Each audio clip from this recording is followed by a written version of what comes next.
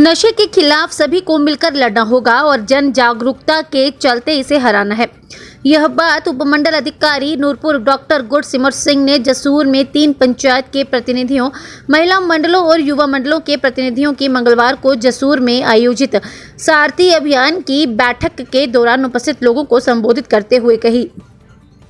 इस अवसर पर डीएसपी विशाल वर्मा ने कहा कि पुलिस नशा तस्करों के खिलाफ लगातार कार्रवाई करते हुए उन्हें सलाखों के पीछे धकेल रही है, लेकिन नशे के आदी हो चुके लोगों को बचाने की आवश्यकता है।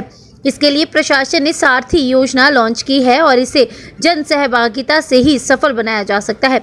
उन्होंने कहा कि माता पिता को भी अपने बच्चों का पूरा ध्यान रखना होगा कि उनका बच्चा कहाँ जा रहा है और उसकी क्या गतिविधियां हैं। नूरपुर सिविल अस्पताल के डॉक्टर तुषार सैनी ने कहा कि चिट्टे जैसे नशे के सेवन से व्यक्ति में अनेक बीमारियां पैदा हो रही हैं, जो कि कुछ ही समय में जानलेवा साबित हो रही हैं। उन्होंने कहा कि यदि कोई युवा इसमें ग्रसित हो चुका है तो उसे नूरपुर के सिविल अस्पताल कमरा नंबर 14 में लेकर आएं। यहाँ न केवल उसका उपचार किया जाएगा बल्कि ऐसे लोगों को सारथी अभियान के तहत उनसे संवाद कर नशे के गर्त से भी निकाला जाएगा। प्रशासन द्वारा एक ई कोड भी लॉन्च किया गया है, जिसके माध्यम से लोग प्रशासन से सीधे जुड़ सकते हैं।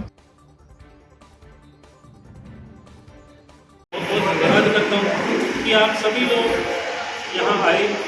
हमने 3-4 दिन पहले जब हमने ये सोचा था कि हमने जिस दिन अपना सारथी प्रोजेक्ट लॉन्च किया तो उस दिन हमने सोचा था कि हम ये एक मुहिम चलाएंगे जिसके अंदर हम पंचायतों में भी जाएंगे। हमारी एक मीटिंग आप सभी के पंचायत प्रधानों के साथ हुई थी, जिसके अंदर हम सभी ने पंचायत प्रधानों को ये बताया कि जो हमारा ड्रग्स का इशू है वो कितना बढ़ गया। तो आपको भी आज थोड़ा सा ये चीज़ बताना चाहते हैं कि हमारे यहाँ पे जो नशे का प्रॉब्लम है वो काफ़ी बढ़ गई है। नशे की प्रॉब्लम काफ़ी बढ़ गई है, जिस प्रॉब्लम को हम हर तरफ से अब फेस कर रहे हैं। बेसिकली जो हम नशा एक प्रॉब्लम क्या है, एक डिजीज़ है, ठीक है ना, एक बीमारी है। पर वो बीमारी से क्या हो रहा है, वो बीमारी करके और बहुत सारी बीमारियां फैल रही हैं। सबसे इम्पोर्टेंट चीज़ ये है, नशा कल को आदमी आज से 2-4 साल बाद शायद छोड़ भी देगा, पर वो नशा करते करते जो बीमारियां उसके साथ लग जाएंगी ना, वो उनको पूरी उम्र छोड़ नहीं पाती। तो आज ये जो हमारा प्रोजेक्ट और ये जो हमारी मुहिम, जो कि डीसी सर ने जब एनकॉर्ड की मीटिंग की और उसके बाद एसपी सर ने इसको पूरी मुहिम को बनाया, पूरा मेन एस्पेक्ट बनाया कि कैसे हमें चलानी है, तो उस सब में मुझे और डीएसपी साहब को मेन ये डायरेक्शंस मिली कि अब हमें पहले लॉन्च करना है, उसके बाद हमें पंचायतों में भी जाना है। तो उसी के दिशा निर्देश में हम सारी पंचायतों में एक एक करके विजिट कर रहे हैं और बेसिक हमारा काम है आप लोगों को अवेयर कराना। देखो, ये एक प्रॉब्लम है, एक सोसाइटी प्रॉब्लम, सोसाइटल प्रॉब्लम। इसमें आप सबको साथ लगना होगा, क्योंकि किसी के घर में, आप लोग भी जानते हैं कि किसी के घर में कोई नशा कर रहा है तो वो हमें नहीं पता लगेगा जब तक आप लोग सामने नहीं आओगे, ठीक है ना। पहले हमें ये मानना कि हमारे घर में ये एक प्रॉब्लम आ गई है, हमारा कोई बच्चा, हमारा कोई बुजुर्ग, हमारा कोई घर वाला, घर वाली, कोई भी आदमी ये नशा कर रहा है, ये हमें पहले एक्सेप्ट करना है, ठीक है ना। अगर आपका कोई बच्चा है, आपको ये एक्सेप्ट करना है कि कर रहा है, आपको ये आइडेंटिफाई करके उसके बाद आप लोगों को हमारे पास आना है, फिर हम जिस हिसाब से आपकी सहायता कर सकते हैं उस हिसाब से आपकी सहायता जरूर करें, ठीक है ना। तो हमने जो ये मुहिम चलाई, हमने कॉलेजेस में 2 कॉलेजेस में हमने सर्वे कर लिए, जिसके अंदर हमें लगा कि कौन सी ऐसा है जहाँ पे ज़्यादा यूज हो रहा है, बच्चों को क्या प्रॉब्लम आ रही है, बच्चे कैसे स्टार्ट हो रहे हैं इन चीज़ों में, क्योंकि ये सब जानना बहुत ज़रूरी है, ठीक है ना। हम सिर्फ अगर एक ही चीज़ पे डिपेंडेंट रहेंगे कि पुलिस नशा पकड़े, तो वो चीज़ से हम ये जंग नहीं जीत पाएंगे, ठीक है ना। वो बोलते हैं ना कि जिसको इस चीज़ की ज़रूरत है उसने तो ये हिमाचल से नहीं तो पठानकोट से ले आएगा या दीनानगर से ले आएगा, जहाँ से उसको मिलेगी वो ले आएगा। और हम किसी एक आदमी को चेक नहीं कर सकते। हम लोग बसों में आते हैं, हम लोग ट्रक आते हैं, दिन भर कोई भी चीज़ आती है, हर चीज़ को चेक नहीं कर पाएंगे। और ये एक ऐसी चीज़ है, अगर आप शराब की बात करो तो बोतल होती है, चलो पता भी लगता है। अगर कोई आदमी कोई जेब में लेके आ रहा है, हम वो पहले देखते थे कि हम लोग कोई थोड़े से पैसे ज़्यादा लेके जाता तो अपनी जेब में डाल लेता था, है ना, ये अंदर वाली जेब में। तो वो अंदर वाली जेब में अगर कोई लेके आ रहा तो हम लोग तो नहीं पकड़ पाएंगे उसको। तो इसलिए मैं बोल रहा हूँ, ये आपको घर घर तक हमें जाना है और आप लोग खुद हमारे साथ जुड़े। आपकी पंचायतों में युवा मंडल हैं या और कोई भी ऐसे लोग हैं जो हमारे साथ जुड़ना चाहते हैं, वॉलंटियर्स, वो आपके हमारे साथ आएँ हम लोग जितने भी लोग होंगे, जो भी आप लोग आइडेंटिफाई करवाओगे कि ये लोग हैं, हम उनको पूरे ही सिस्टम के हिसाब से जैसे वो नशा छोड़ सकें, उनकी प्रॉपर मेडिकेशन। देखो जो मेन कमी यहाँ पे आ रही है, एक तो रिहेबिलिटेशन सेंटर की है, ठीक है ना, बट देखो कि कुछ ऐसी कमी है जो कि हम शॉर्ट टर्म में पूरी नहीं कर पाएंगे। अगर आप सोचो कि आज हम ड्रग डी एडिक्शन सेंटर बना दें, तो हमारे पास जो एक चल रहा है हमारा रेड क्रॉस का वो है, उसके अलावा भी टाइम लगेगा। बट आज हम क्या कर सकते हैं, हमारे पास हमने डी एडिक्शन फैसिलिटीज स्टार्ट की हैं नूरपुर हॉस्पिटल में। हम जो हमारे साइकेट्रिस्ट डॉक्टर साहब मंथ में एक बार आ रहे थे, हम उनके साथ भी टाई अप कर रहे हैं धर्मशाला से कि वो मंथ में 2 या 3 बार। उसके अलावा हमारी permanent de addiction facilities Friday और सैटरडे 2 से 4 नूरपुर सिविल हॉस्पिटल में चल रही है। तो अगर आप, हमें ये पता है कि आपके कोई बच्चे होंगे तो वो खुद सामने नहीं आएंगे, जब थोड़ा हिचकिचाएंगे, तो आप लोग जब बताओगे, हमारे काउंसलर साहब हैं, हेल्थ से आए हैं हमारे डॉक्टर साहब, हम उनके साथ टाई अप करवाएंगे और वो लोग उनसे काउंसलिंग करेंगे और उनको समझाएंगे। देखो एक चीज़ हमें समझना होगा, नशा जो है ना, ये एक अब्यूज़ है, ठीक है ना, ये काउंसलिंग से ठीक होगी। किसी को मारने से, किसी को गालियाँ देने से, किसी को निकालने से गांव से, ये कभी ठीक नहीं होगा, ठीक है ना। इसको काउंसलिंग की ज़रूरत है। आदमी क्यों इस चीज़ की तरफ जा रहा है, उसको कोई प्रॉब्लम थी पीछे, कोई स्ट्रेस था, कोई भी इशू था, घर पे कोई प्रॉब्लम थी, कोई भी चीज़ को छूटने के लिए वो नशे की तरफ चला जाता है, क्योंकि उसके बाद उसको ऐसा लगता है कि मुझे कोई प्रॉब्लम नहीं है लाइफ में, ठीक है ना, वो खुश महसूस करता है उस टाइम के लिए। तो वो चीज़ के लिए उसको दोबारा से काउंसल करने पड़ेगा। उसकी जो प्रॉब्लम है, हम एक्सेप्ट नहीं करते कि हमारी प्रॉब्लम क्या है। वो प्रॉब्लम एक्सेप्ट करवाने के लिए हमें काउंसलर्स की ज़रूरत है, जो कि हमारे हॉस्पिटल में काउंसलर्स हैं। वो उनको देखेंगे कि उनको कैसे काउंसल करना, उनको कैसे रियलाइज़ कराना कि ये तुम्हारी लाइफ की प्रॉब्लम नहीं है और तुम्हें इस चीज़ से कैसे बाहर।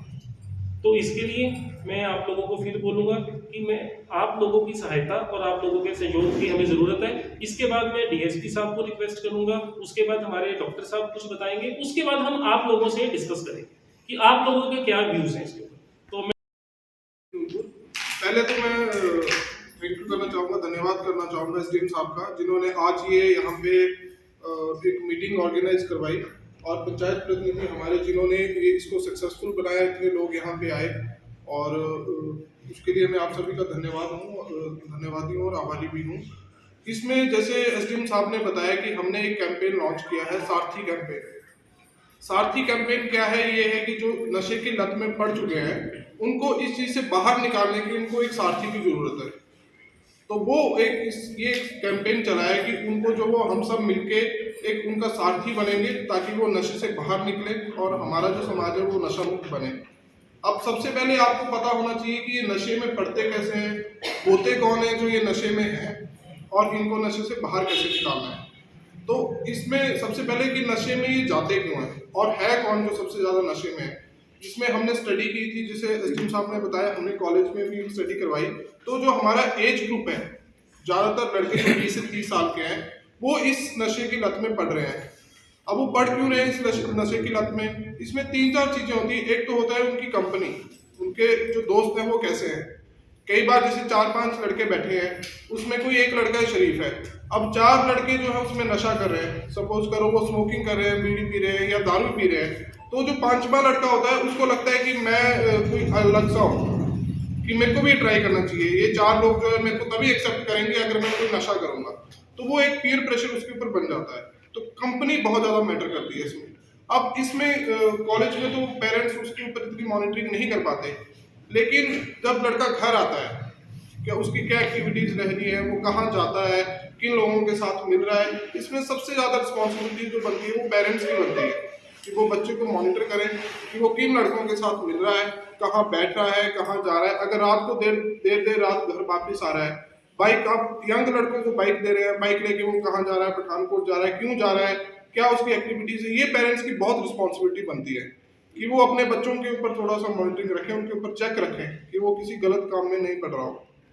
अब इसमें भी हमने एक स्टडी की थी कि ये जो बच्चे हैं ये कैसी फैमिलीज से हैं। जनरली तो ऐसा कुछ नहीं है कि कुछ एक पर्टिकुलर फैमिली से है, ऐसा वैसा नहीं है। रिच फैमिलीज से भी हैं, बहुत अच्छी फैमिलीज हैं, उनसे भी हैं।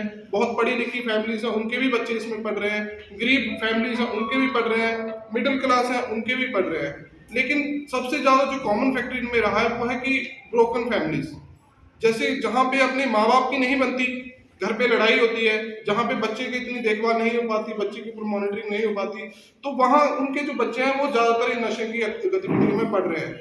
ये हमने डलहौजी में मैं था तो हमने वहाँ पे एक स्टडी की थी, तो मैक्सिमम जो पेरेंट्स इनकी आपस में नहीं बनती थी या फिर पेरेंट्स जो है वो बाहर रहते थे, बच्चा कहीं और रहता है, तो उनके बच्चे जो इन नशे की आदतों में पड़ जाते हैं। उनको फैमिली में उनका कोई सुनने वाला नहीं है, मान लो उनको कोई प्रॉब्लम भी होती है तो वो ना तो अपनी मदर से शेयर कर पाते हैं ना फादर से शेयर कर पाते हैं, क्योंकि उन दोनों की आपस में लड़ाइयाँ चली है। तो वो खुशी जो है, जैसे एसडीएम साहब ने बताया, खुशी कहीं बाहर ढूंढता है, कंपनी ढूंढता है, बाहर फ्रेंड्स ढूंढता है, वहाँ पे अपनी खुशी ढूंढता है। तो ये भी एक फैक्टर रहता है।